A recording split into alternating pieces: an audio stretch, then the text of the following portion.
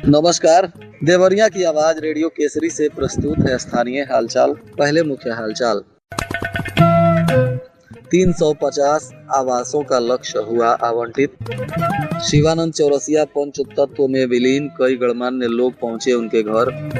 मुहर्रम पर्व को लेकर की गई एक खास बैठक। सुप्रीम कोर्ट से भी बीए शालिनी श्रीवास्तव को नहीं मिला राहत। विद्युत व्यवस्था ने मचाया हाहाकार, जनजीवन अस्त व्यस्त।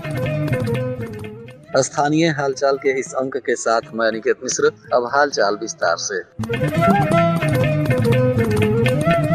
मुख्य विकास अधिकारी राजेश कुमार सिंह ने बताया कि मुख्यमंत्री आवास योजना ग्रामीण के अंतर्गत वित्तीय वर्ष 2026-27 में जनपद देवरिया को कुल 380 आवासों का लक्ष्य आवंटित किया गया है। इस योजना में दैवीय आपदा, बनटंगिया, कुष्ठ रोग, जेई, एईएस, कालाजार, मुसहर, कोल, सहरिया, थारू, कोल, नटचेरो, पछैया, गढ़ैया, लोहार, बैगा, दिव्यांगजन, बक्सा बंजारा, निराश्रित महिला, बास्फोर, धरकार, सपेरा एवं जोगी वर्ग के परिवारों में ऐसे लोग जो आवास विहीन हैं, उनको इस योजना का लाभ सर्वप्रथम उपलब्ध कराया जाएगा। मुख्य विकास अधिकारी ने बताया कि खंडवार आवासों का लक्ष्य भी निर्धारित कर दिया गया है और जल्द ही इसका लाभ देना शुरू किया जाएगा।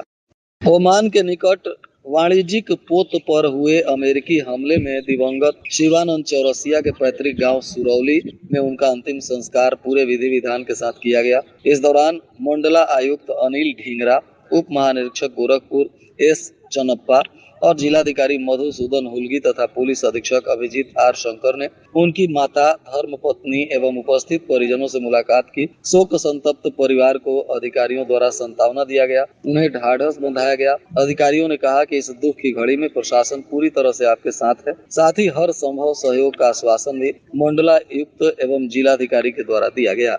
मुहर्रम पर्व को जनपद में सकुशल और शांतिपूर्ण मनाए जाने को लेकर मंडलायुक्त अनिल ढींगरा, उप महानिरीक्षक एस चनप्पा ने स्थानीय डाक बंगला में जिलाधिकारी मधुसूदन हुलगी, पुलिस अधीक्षक अभिजीत आर शंकर एवं प्रशासनिक अधिकारियों के साथ आवश्यक बैठक की। इस दौरान जनपद में शांतिपूर्ण, आपसी प्रेम और भाईचारे के साथ मुहर्रम पर्व मनाए जाने के लिए संबंधित अधिकारियों को आवश्यक दिशा निर्देश दिया गया। मंडलायुक्त ने कहा कि सभी उप जिलाधिकारी, क्षेत्राधिकारी और अन्य प्रशासनिक एवं पुलिस अधिकारी संयुक्त रूप से क्षेत्रों का भ्रमण करें। तजिया के आयोजकों और डीजे संचालकों के साथ बैठक करने के साथ ही सभी थानों में शांति समिति की बैठक करें। एहतियाती उपायों से भी उन्होंने अवगत कराया। पर्व को परंपरागत रूप से ही मनाए जाने और कोई भी कार्य गैर परंपरागत न हो, यह भी सुनिश्चित करने का निर्देश प्रशासन को दिया गया। जनपद में शिक्षक कृष्णा मोहन सिंह की आत्महत्या प्रकरण में फरार चल रही निलंबित बीए शालिनी श्रीवास्तव अपने बचाव के लिए उच्च न्यायालय से लेकर सर्वोच्च न्यायालय तक दौड़ लगा चुकी हैं, लेकिन किसी भी न्यायालय से उन्हें राहत नहीं मिली। बताया जा रहा है कि आखिरकार गोरखपुर पुलिस ने सर्विलांस की मदद से दिल्ली से उन्हें गिरफ्तार कर लिया है। अब फरार लिपिक पुलिस की रडार पर है। उधर बीए की गिरफ्तारी की सूचना के बाद दिन भर बीए कार्यालय में खलबली मची रही। पुलिस के बयान में बीए कुछ और राज उगल सकती हैं और बीए कार्यालय में दफन कुछ और भी राज बाहर आ सकते हैं।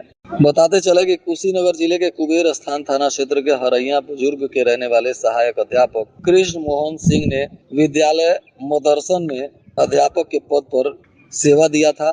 इसी दौरान गुलरिया थाना क्षेत्र में वे रहते थे।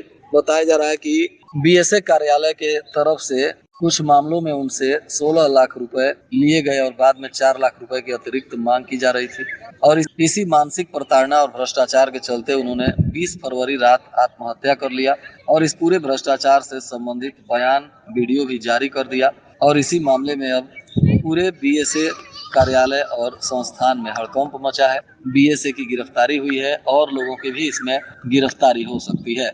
रामपुर कारखाना में विद्युत कटौती, आपूर्ति का रोस्टर और लो वोल्टेज तथा फॉल्ट की वजह से लोगों में हाहाकार मच गया है। हवा के झोंका आने पर देवरिया उत्तरी के 2 उपकेंद्र की आपूर्ति ठप हो जा रही है, जबकि विद्युत कर्मचारी भी आपूर्ति के समय कंट्रोल रूम और उपकेंद्र पर मरम्मत में जुट जा रहे हैं। इसके चलते 5 से 6 घंटे ही आपूर्ति मिल पा रही है। बताया जा रहा है कि कुशीनगर के कसिया ट्रांसमिशन जिले के कई क्षेत्रों में आपूर्ति जोड़ने के बाद देवरिया उत्तरी के क्षेत्र में भी आपूर्ति देता है और वहां प्रचंड गर्मी से लो वोल्टेज और फॉल्ट के चलते जब बिजली कट जाती है तो लोगों में हाहाकार मच जाता है। जिलाधिकारी मधुसूदन हुल्गी ने आईजीआरएस प्रकरणों के निस्तारण में लापरवाही बरतने पर 3 अधिकारियों को फिर से चेतावनी दी है, जबकि खंड विकास अधिकारी भटनी को प्रतिकूल प्रविष्टि देने का भी निर्देश दिया है। बताया जा रहा है कि समीक्षा के दौरान पाया गया कि अधिशासी अभियंता विद्युत सलेमपुर के द्वारा एक प्रकरण तथा अधिशासी अभियंता जल निगम के द्वारा आईजीआरएस के 2 प्रकरणों में त्रुटिपूर्ण और अपूर्ण निस्तारण आख्या प्रस्तुत किया गया था, जिस पर उन्होंने नाराजगी जताई है और ऐसे अधिकारियों को प्रतिकूल प्रविष्टि देने का निर्देश दिया है। जिलाधिकारी मधुसूदन हुल्गी की अध्यक्षता में गांधी सभागार में एक बैठक हुई, जिसमें किसान दिवस में किसानों की विभिन्न समस्याओं पर विस्तार से चर्चा की गई। जिलाधिकारी ने किसानों की शिकायत को गंभीरता से सुनते हुए आश्वासन दिया कि समस्याओं का समयबद्ध और गुणवत्तापूर्ण समाधान सुनिश्चित किया जाएगा।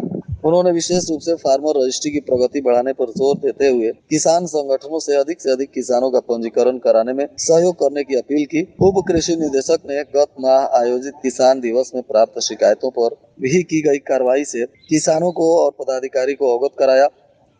इधर ग्राम कपरवार में यूपी एग्रीज योजना के अंतर्गत इसका चयन किया गया है। योजना के तहत बुधवार को कृषि विभाग की ओर से किसानों के बीच निःशुल्क धान और ढैंचा के बीज का वितरण किया गया। ब्लॉक से पहुंचे सहायक विकास अधिकारी कृषि देवेश आनंद सिंह, स्टोर इंचार्ज राधेश्याम, अजय सिंह, शैलेंद्र मिश्रा और ज्ञानेश्वर सिंह ने दर्जनों किसानों को बीज वितरित किया। अधिकारियों ने किसानों को उन्नत कृषि तकनीकों को अपनाने और विभागीय योजनाओं का लाभ उठाने के लिए प्रेरित भी किया। इस मौके पर अखिलेश सिंह, परमात्मा सिंह सहित दर्जनों किसान मौजूद रहे।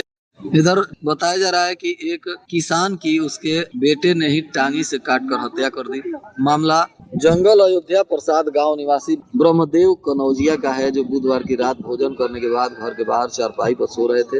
रात करीब 2 से 2:30 बजे के बीच उनके छोटे पुत्र गोलू कनौजिया ने कुल्हाड़ी से उन पर ताबड़तोड़ हमला कर दिया। सिर और गर्दन पर 7 से 8 वार किए जाने से ब्रह्मदेव की मौके पर ही मौत हो गई। शोर शराबा के बाद आसपास के लोग मौके पर पहुंचे। इसकी सूचना गुलरिहा पुलिस को दी गई। पुलिस मौके पर पहुंची और शव को कब्जे में लेकर जांच पड़ताल शुरू किया है।